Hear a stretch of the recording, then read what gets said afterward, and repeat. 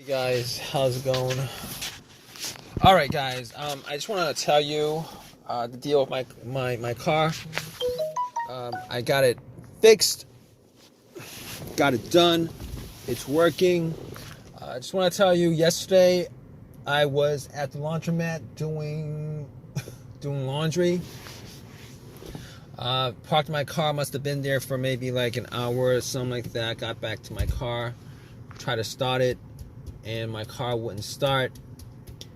Um, I was in there for an hour, so I was pretty sure when that happened.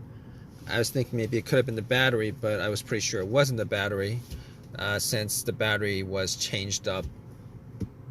It was changed up a couple years ago, 2 years ago, and they should last at least 4 to 5 years. Anyway, regardless, I turned my lights on and I went out, checked out my headlights, see if they were bright or dim, and the headlights were pretty bright.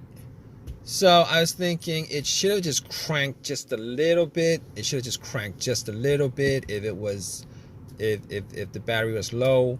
But since the headlights were that bright, I was thinking maybe it's not the battery. It's probably not the battery. But regardless, I had this issue happen a couple of times during the last 2 months, and every time that it happened, I was able to get the car started.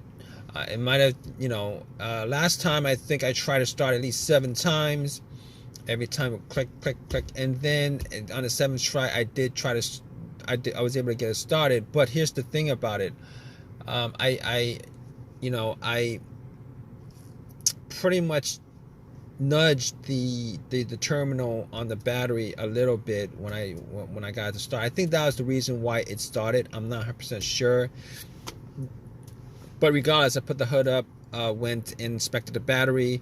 Now there was some corrosion on it, like a lot of white stuff, a lot of bluish white stuff on it. I didn't clean it last time, me being a little bit lazy on that. But this time around, I was like, all right. I got some Coke, and I poured some Coke over the terminals. Got a rag, cleaned up the terminals as best I could, and after the Coke fizzed and oxidated the I guess oxidated is the word, oxidated the corrosion, popped it back on. It wasn't very loose. It was loose enough. It wasn't very loose. Popped it on. Came back to my car, tried to start it, and it did not work at all. It did not turn on. But the thing about it is everything else in the car worked. The radio worked. The dash lights were good. Blow motor was good. Everything was working normally. Remotes, the remote for the doors, security, alarm, whatever. Everything else worked. So at that point, I'm pretty sure I was pretty sure it wasn't the battery, but I wasn't 100% sure on it. So I actually went, got a booster pack, because I bought one from Walmart because of what happened last time with my car. I put the booster pack on the terminals, and the booster pack was at 100% when I put it on, and this would have at least cranked it up a little bit. I would have at least heard some movement, some sound from the engine. So basically, I put it on, tried to start it, and it didn't do anything. Had the same thing, heard a click, tried it again, heard a click. All right, so at that point, I knew that it wasn't the battery. I knew that it wasn't the alternator, because if it was the alternator, it would have started. It would start up, and then once I took the power pack off, it would have just died off. So at that point, I knew it wasn't the battery, it wasn't the alternator. So I was checking the negative cable on the battery, the ground wire that connects to the frame of the car, just to make sure that it was connected, secured, and tight, which it was. It was secure, it was connected, it was tight. And basically,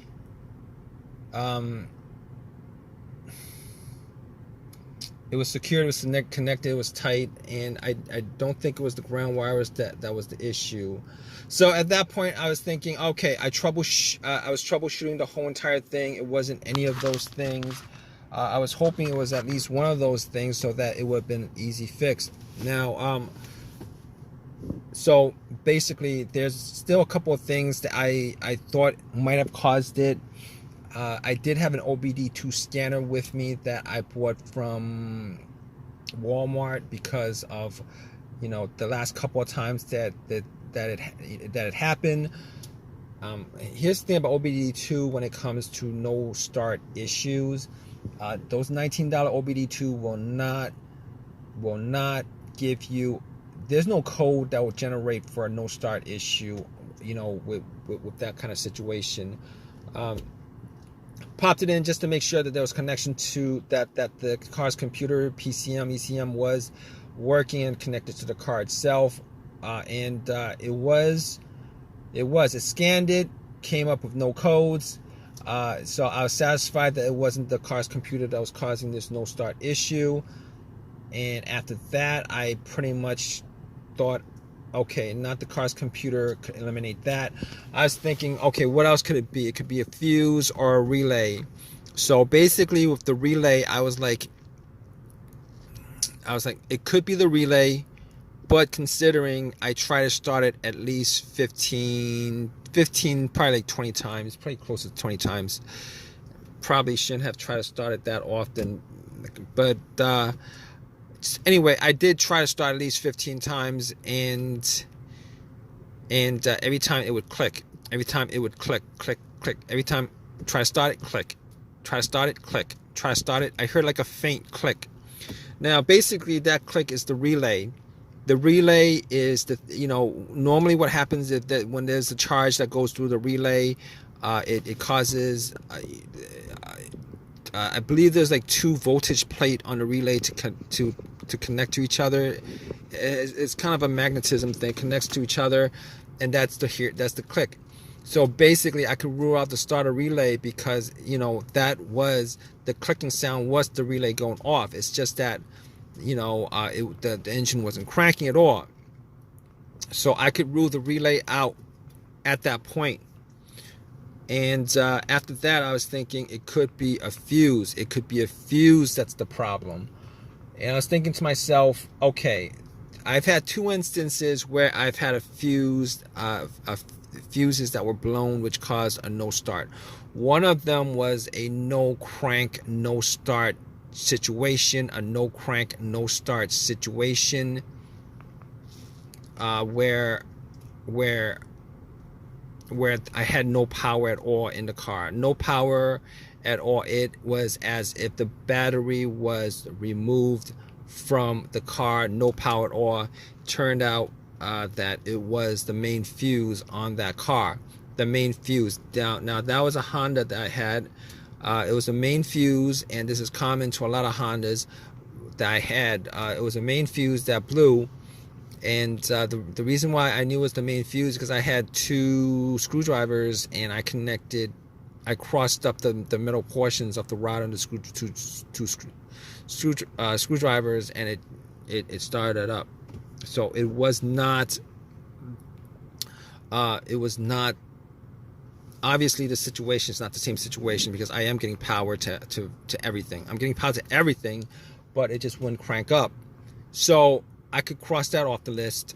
The next situation I had was with, I believe it was probably a fuse to the PCM or the fuse to the fuel pump that blew.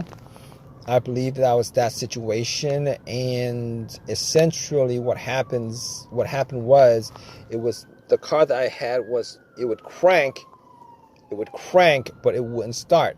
It would crank, but it wouldn't start. So once I changed up the fuse, it would start up after that, turn over.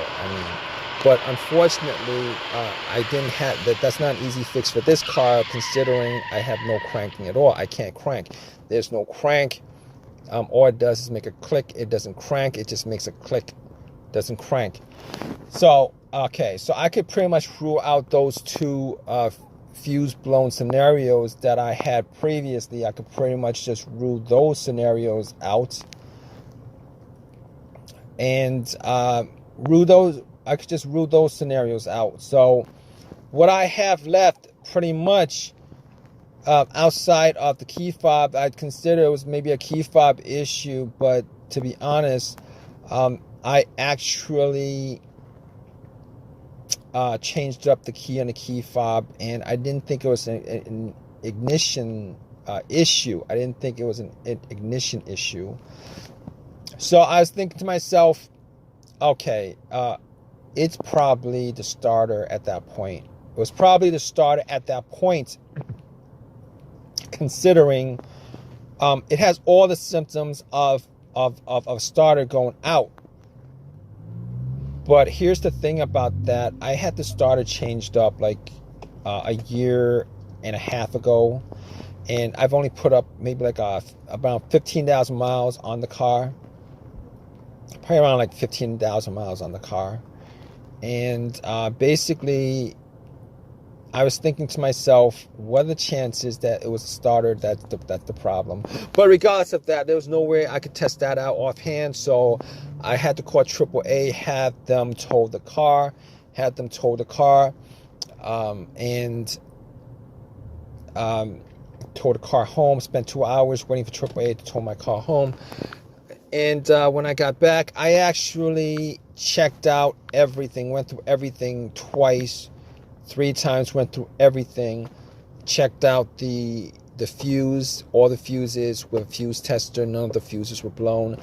As far as the relay was concerned, I actually used a bump test with a pin to the 2 sockets on the relay. Took out the relay, pretty much used a pin, and then connected just to see if the starter would bump or crank or anything like that. And it didn't bump, it didn't crank, none of that stuff. So at that point, I was pretty sure that it was probably the relay. No, I was sure that it was probably the starter that was the problem. So basically what I did was I ended up taking everything apart. I ended up getting to the starter, and after I got to the starter, I actually connected a wire from the positive of the battery terminal straight to the solenoid, one of the terminals on the solenoid. And just to see whether I could bump it, I could not bump it. It did not start at all. So at that point, I was like I was 100% sure it was a starter. So I took the starter out, went to AutoZone, had them test it, and the starter did not work at all.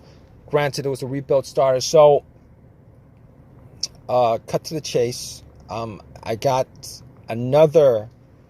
It was a lifetime warranty on the starter, so I spent $100. No, I didn't spend any money. I got the starter for free, popped it in to the car, and bam, it started right up.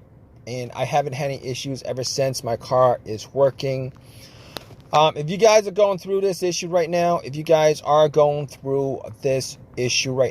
just want to let you guys know, if you guys go through the whole troubleshooting steps that I've pretty much went through with the issue that I had with my car,